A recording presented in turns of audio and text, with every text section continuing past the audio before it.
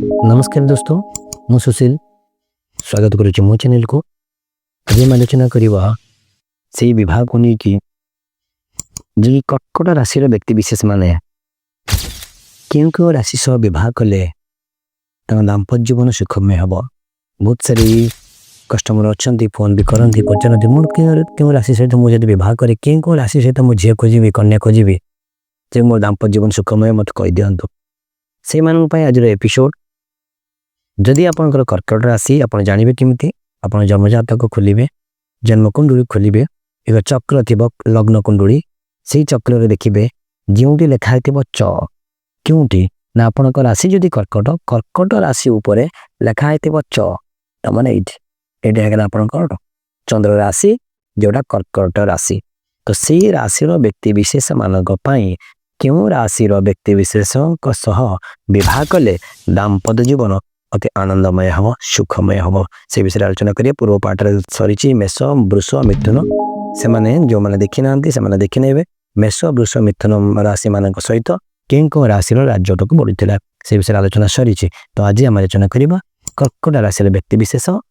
क्यों क्यों राशि सहित विवाह कले जीवन में आनंदमय सुखमय हम। ता सहित मन रखु 36 गुण अच्छी ये 36 गुण मध्य 18 गुण मेल करने को पड़ो। ये 18 गुण केमिति आम 10 मेलक अच्छी संपूर्ण मेलक सैला पर जाएंगे विवाह करेंगे। किंतु ये जो राजयोटक क्यों राशि जो 5-6 राशि रोचे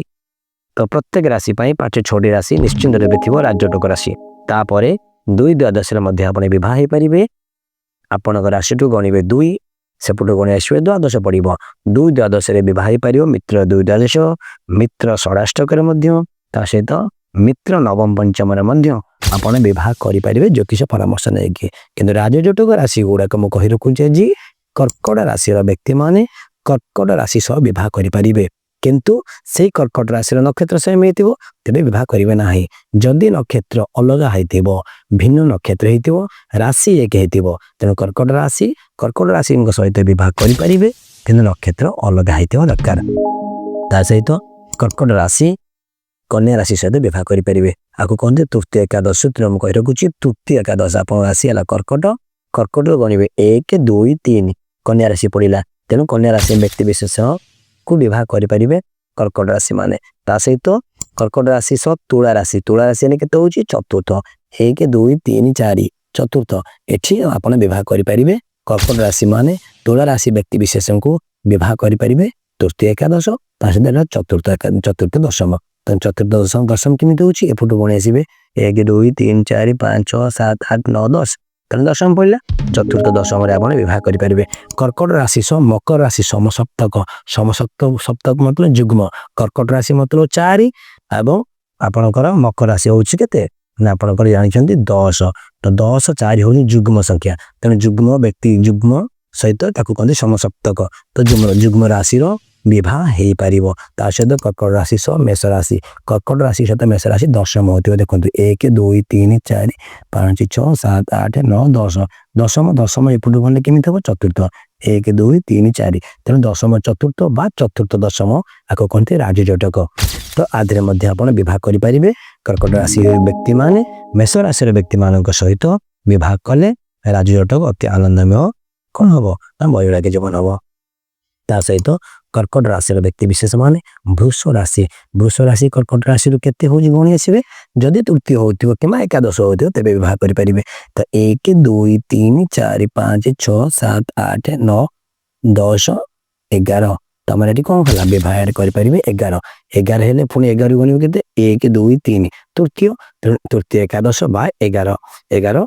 हाँ मैं एकादश आउ तृतीय एकादश आप विवाह करें कर्कट राशि सह वृष राशि सब राजयोटक राशि कौन कौन कर्कट राशि सहित कर्कट राशि भेन नक्षत्र है राजयोटक कर्कट राशि सह कन्या राशि राजयोटक कर्कट राशि सह तुला राशि राजयोटक कर्कट राशि सह मकर राशि राजयोटक कर्कट राशि सह मेष राशि राजयोटक कर्कट राशि सह वृष राशि राजयोटक। तेणु कर्कट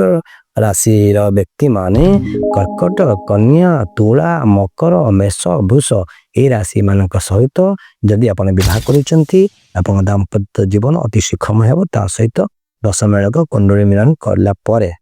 तो ଯଦି ସପ୍ତମ ଘରେ ପୀଡ଼ିତ ଥିବ ଆପଣ ଟିକେ ରାଜଟକ ବନେଇଥିଲେ ଜ୍ୟୋତିଷ କହିଥିଲେ ରାଜଟକ ପଡ଼ିଗଲା ବିବାହ ହେଇଗଲା ତାପରେ ସମସ୍ୟା ଉପୁଜିଲା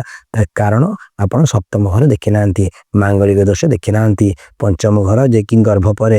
ବିବାହ ପରେ ସନ୍ତାନ ରହିଲେ କି ନାହିଁ ତା ଦେହରେ ମଧ୍ୟ ଝଗଡ଼ା ତ ଏସବୁ ଜାତକ ମିଳନ କରିକି ବିବାହ କରିବେ ରାଜଟକ ତ ନିଶ୍ଚିନ୍ତ ଭଲ ରାଜଟକ ପଡ଼ିଛି ମାନେ ଆମେ ଆଗକୁ ଆଗେଇବା ତା ସହିତ ମଧ୍ୟ କୁଣ୍ଡଳୀ ମିଳନ ନିହାତି ଆବଶ୍ୟକ ଦର୍ଶକ ବନ୍ଧୁ ଇଏ ଥିଲା କର୍କଟ ରାଶିର ବ୍ୟକ୍ତିବିଶେଷ ମାନଙ୍କ ପାଇଁ ନେକ୍ସଟ ଏପିସୋଡ ଆମେ ସିଂହ ରାଶିର ବ୍ୟକ୍ତିବିଶେଷ ମାନଙ୍କ ପାଇଁ ଆଣିବା ସିଂହ ରାଶିର ବ୍ୟକ୍ତିମାନେ କେଉଁ କେଉଁ ରାଶି ସହ ଯଦି ବିବାହ କରୁଛନ୍ତି ରାଜଟକ ପଡୁଛି ସେମାନେ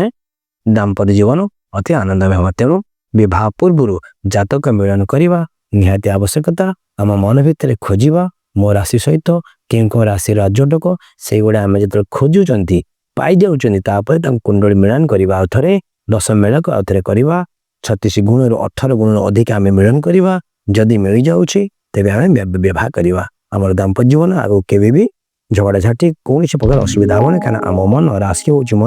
ମନ ସହିତ ମନ ଯେତେବେଳେ ମିଳନ ହେଇଯାଉଛି ତେବେ ଅସୁବିଧା ଆଉ କିଛି ରହିବ ନାହିଁ ଦର୍ଶକ ବନ୍ଧୁ ଇଏ ଥିଲା ଆଜିର ଟପିକ ଆଜି ପାଇଁ ଏତିକି ନମସ୍କାର।